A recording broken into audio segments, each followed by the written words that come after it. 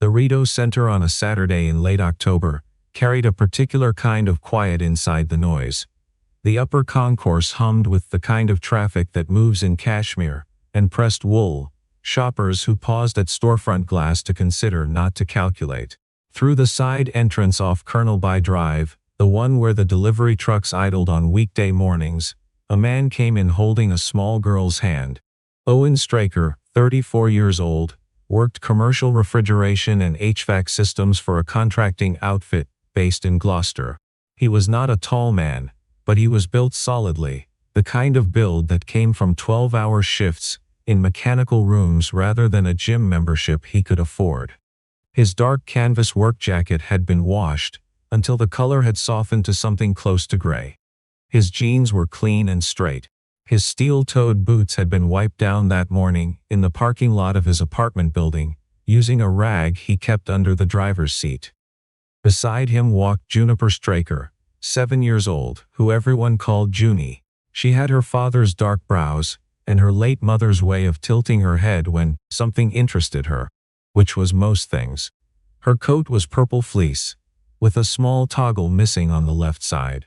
She carried a canvas backpack shaped like a narwhal over both shoulders, and had insisted on wearing her lucky beret, a small silver maple leaf, that she pressed flat against her hair every few minutes to make sure it was still there.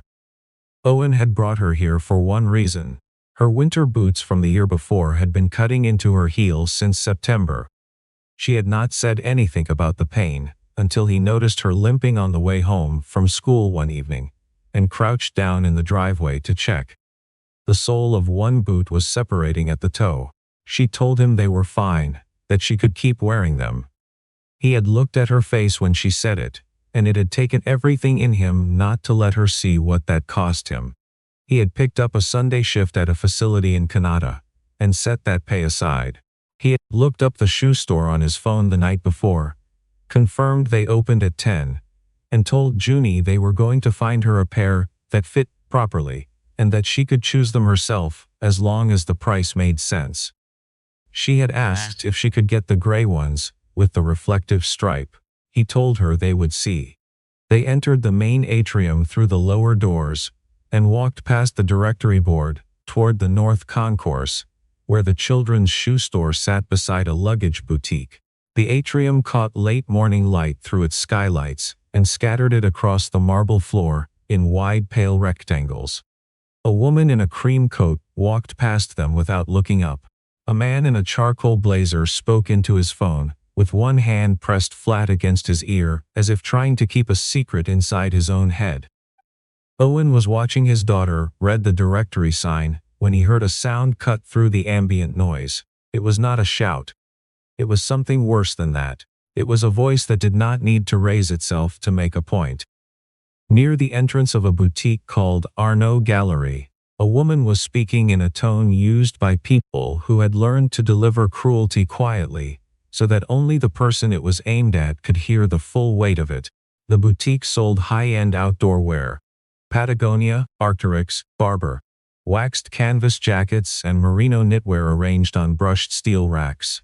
In the window a single wool blanket lay folded over a birch branch as if placed there by someone who had only ever seen the outdoors in a magazine. Standing just inside the doorway, one hand braced against the frame, was a woman named Sylvette Montreux, 41 years old, the boutique's senior manager. Her auburn hair was pulled back with precision. She wore a fitted charcoal blazer over a white turtleneck and dark trousers. Her expression was not angry. Anger would have been easier to witness. What she wore instead was something closer to administrative boredom, the look of someone resolving a minor clerical issue that had wandered in off the street. The clerical issue, in Sylvette's estimation, was a man named Walter Ossie, 68 years old, who had come into Rideau Gallery 11 minutes earlier, looking for a pair of waterproof gloves. Walter was a retired transit operator who had driven the 95 line out of St. Laurent Station for 31 years. He had a grandson in Gloucester and a garden plot at the Findlay Creek allotment that he tended from April through October. He was looking for gloves because his old pair had worn through on the left palm, and his hands ached in the cold now, in a way they had not 10 years ago. He was wearing a navy blue Transit Authority jacket from 2018, the year he had retired, which he still wore because it was warm, and because he had paid for it with his own discount, and saw no reason to replace something that worked. His trousers were pressed. His shoes were clean. He was carrying a plastic bag from the IGA 2 floors down that held a bottle of ginger ale and a small container of soup he had picked up for his grandson, who had a cold that week. Sylvette had approached him within 2 minutes of his entering. She had told him, in the voice she now used near the doorway, that the boutique's pieces were of a certain investment level, and that perhaps he would be more comfortable in one of the sporting goods retailers downstairs, as they tended to carry more accessible product lines. She had said the phrase accessible product lines the way someone says a word in a language they do not fully respect. Walter had told her quietly that he was only looking for gloves. Sylvette had told him that Arnaud Gallery did not carry that type of product for that type of customer. She had not defined that type. She had not needed to. She told him again, more slowly this time, that there was a store more suited to his needs if he continued along the lower concourse toward the Rideau Street exit. She turned herself slightly as she said it, creating an angle between her body and the door that was not a physical barrier, but functioned as one. Walter had not moved immediately. He was a man who had spent 3 decades navigating difficult situations from a driver's seat without raising his voice. And he brought that same discipline to the moment. But his hand had tightened on the plastic bag from the IGA, and his jaw had set in the particular way of a person who has been made to feel small before, and recognizes exactly the moment it is happening again. A young sales associate named Priya, 23 years old, was folding a cashmere sweater near the middle rack. She had watched the exchange from the moment it began. She had lowered her head when Sylvette glanced in her direction. She was on a probationary contract that ended in 3 weeks. 2 customers, a couple in their 50s examining a rack of vests, had not looked up. A man near the door with a stroller had shuffled sideways to create more room around himself, a small reflexive act of separation. Owen and Junie had stopped 8 feet away. Junie had stopped because her father had stopped, and she trusted that when he stopped there was a reason. She looked at the old man near the door. She looked at the woman in the charcoal blazer. She looked at the way the old man was holding his plastic bag with both hands now, the way she sometimes held her narwhal backpack when something felt wrong. She looked up at her father. He was already watching. Owen understood what he was seeing. He had grown up in Vanier when Vanier was not yet the kind of place real estate listings called up and coming. He had watched his mother get a particular tone used on her in certain stores, the kind of tone that was careful not to say anything that could be repeated later, but that said everything it needed to say. He knew the geometry of what was happening near the boutique door. He knew where it was going. He knew also that his daughter was watching him understand it. He crouched down next to her. He told her to stand right beside the pillar at her left, the one where she could see him the whole time. He pressed her narwhal backpack straps gently up onto her shoulders. He told her he would be right there. She said okay in a voice that was smaller than her usual voice. He stood up and walked toward the doorway of Arnaud Gallery. Sylvette saw him coming, and read him the same way she had read Walter. Canvas jacket, worn boots, a gait that came from job sites rather than boardrooms. She prepared a version of the same sentence she had just delivered, a softer version preemptively, because the man was younger and larger, and she was conscious of optics. Owen did not give her the sentence. He stepped past her into the threshold, turned toward Walter, and asked him, conversationally, whether he had found what he was looking for. Walter looked at him. A beat passed. He said he had been having some difficulty with that. Owen nodded. He said that he had come in for gloves himself actually, and that maybe they could have a look together if Walter did not mind the company. Sylvette stepped forward. She told Owen that the boutique was currently managing a private consultation, and that she would be happy to assist him personally in a moment if he would wait near the entrance. Owen looked at her without shifting his weight. He asked her when the private consultation had started. Sylvette's chin lifted a fraction. She said that she was not sure what he meant by that. Owen said he had been standing in the concourse for about 3 minutes and had not seen anyone consulting privately. He said what he had seen was a gentleman looking for gloves being told to try a different store. He said it the way he read a technical report aloud in a site meeting, clearly without editorial, just the facts in order. A couple near the vest rack looked up. Sylvette's voice dropped in pitch. She told him that Arnaud Gallery served a particular clientele, and that she had simply been directing a visitor to a retailer better suited to his requirements. Owen asked what his requirements were. She did not answer that directly. She said that the boutique's inventory was curated and investment level, that they did not carry volume product, and that she was acting in the interest of the guest experience. Owen let her finish.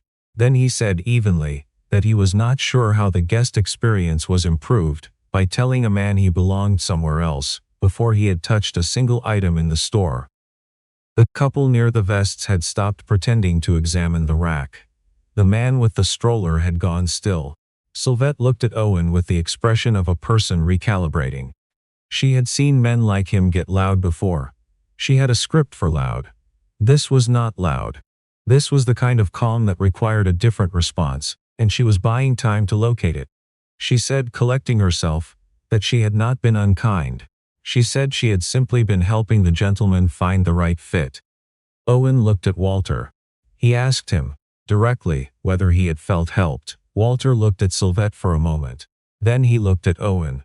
He said, with the particular economy of a man who had spent a lifetime measuring his words, that he had not felt helped. He said he had felt like he was standing somewhere he had been told he did not belong. And that was not a feeling he was unfamiliar with, and that he had managed it before and would manage it again. But that it was a feeling nonetheless. The sentence arrived in the boutique the way a plain statement of fact sometimes arrives, without ornamentation, which is the only way certain truths can be delivered, without being dismissed. Priya, near the middle rack, had stopped folding the sweater entirely. Sylvette turned to Owen. She told him she was going to need to ask him to take this outside if he intended to continue being disruptive. Owen said he was not being disruptive. He said he was standing inside a retail space that was open to the public and asking a clarifying question. He asked her, without heat, whether Walter had been asked to leave because he had done something or because of what he looked like. The man with the stroller took his phone out of his jacket pocket. Sylvette said that she had the right to manage her floor. Owen said that was true. He said that he also had the right to stand inside a publicly accessible commercial space and note what he was observing. He said what he was observing was a man who had come in looking for winter gloves being told he did not fit the criteria, without any criteria being named, which in his experience meant the criteria was not actually about the merchandise. A small sound moved through the doorway. Not laughter, not applause, just a shift in the quality of the air, the way a room sometimes changes when a sentence that everyone has been thinking gets said aloud by the only person willing to say it. Sylvette said, her voice now carrying a faint edge, that she did not need to justify her store's customer management practices to a man who had walked in off the concourse. Owen said she was right. She did not need to justify it. He said he was simply going to stand here with his friend while he looked at the gloves, and that, if the store was open, as the sign on the door indicated it was, then he did not think that required any particular justification from him either. He turned to the rack near the interior wall, where the accessories were displayed. He pulled out a pair of charcoal gray waterproof gloves in the larger size, held them up to read the label, and handed them to Walter. Walter looked at them. He turned them over in his hands. He checked the lining. He tried the left one on, the one where his old pair had worn through. He flexed his fingers. He said they felt all right. He asked the price. Owen checked the tag on the remaining glove. He said $89. Walter considered for a moment. He said he had been setting a little aside from his pension since August. He said he supposed hands were worth it. Priya, who had been watching from the middle of the store, walked to the register. She did not look at Sylvette. She said she could ring those up whenever they were ready. Walter carried the gloves to the counter. He set the IGA bag down on the floor beside his foot and found his wallet. Sylvette had not moved from the entrance. She was standing very still, with her hands clasped in a way that looked controlled but was something else. While Walter was completing the transaction, a woman came up the escalator from the lower level and paused at the entrance to Arnaud Gallery. Her name was Genevieve Arnaud Whitmore, 56 years old. She was the co-owner of Arnaud Gallery and had been at the Rideau Centre location that morning reviewing the quarterly inventory with the operations manager from their Burlington store. She was wearing a rust-colored wool coat with a slight pill at one elbow from regular wear and a pair of practical flat boots that had not been selected for appearance. She had straight gray-streaked hair that she had stopped coloring 3 years ago and had not thought about since. She stepped into the entrance and took in what was in front of her. She saw Walter at the register, gloves on the counter. She saw Priya completing the transaction with the focused attention of someone who had decided exactly what she was doing and why. She saw Owen standing near the accessories wall with his hands easy at his sides. She saw Sylvette near the entrance, very still. She asked, in a French-inflected English that had spent 50 years moving between Gatineau and Ottawa, what was happening. Sylvette began to speak. She used the same vocabulary she had been using for the past several minutes. Boutique standards, customer management, appropriate fit. Genevieve did not stop her immediately. She let her finish. Then she walked past Sylvette to the register. She looked at the gloves on the counter. She looked at Walter. She asked him whether he had been helped. Walter, who had just put his card away, looked at her the same way he had looked at Owen. He said that the young woman at the register had been very helpful. He said the process of arriving at the register had been less straightforward. Genevieve looked at Priya. Priya met her eyes steadily for a moment, and then looked at the receipt she was printing. Genevieve turned toward Sylvette. She asked her, very quietly, how long she had been managing this floor. Sylvette said 4 years. Genevieve said that in 4 years she would have had many opportunities to read the values framework that she herself had written when the store opened. The one that was printed and framed in the back office, the one that said every person who came through the door came in good faith. Sylvette started to say something. Genevieve raised one hand, not sharply, just with a finality that made the room quiet. She said that she would like to speak with Sylvette privately, and that she would be with her in 10 minutes. She turned back to Walter. She asked him whether the gloves were the right size. He said they were. She said she was glad. She said she was also sorry that the first part of his visit had gone the way it had. She said it without performance. She said it the way a person says something that is plainly true and needs no architecture around it. Walter nodded once, slowly. He said he appreciated that. He picked up his IGA bag. He folded the receipt and put it in his jacket pocket. He looked at Owen. He said, with a slight tilt of his head, that he had not caught the man's name. Owen told him. Walter said Owen was all right. He said it the way men of a certain age and background say things that mean a great deal more than the words themselves. He said he hoped the man's daughter got her boots. Owen blinked. He had not mentioned Junie. He realized Walter had been watching the concourse the whole time, the same way Owen had been watching him. He had seen the small girl at the pillar with the narwhal backpack. Walter walked out of the boutique and turned toward the escalator. He moved with the unhurried steadiness of a man who had driven a bus through January ice storms for 30 years and had learned that haste did not improve outcomes. Owen watched him go. Then he looked at Genevieve. He said he hoped he had not overstepped. She said, after a moment, that she did not think he had. She looked at him with the directness of someone who had spent her adult life running a business and had learned to read the difference between performance and substance. She asked him what he did. He told her, commercial refrigeration, HVAC, mostly contracts through Gloucester and the East End. She said her stores had 3 locations, and that all 3 had been having persistent issues with the HVAC system that the building management had been sending different contractors to address for 7 months without resolution.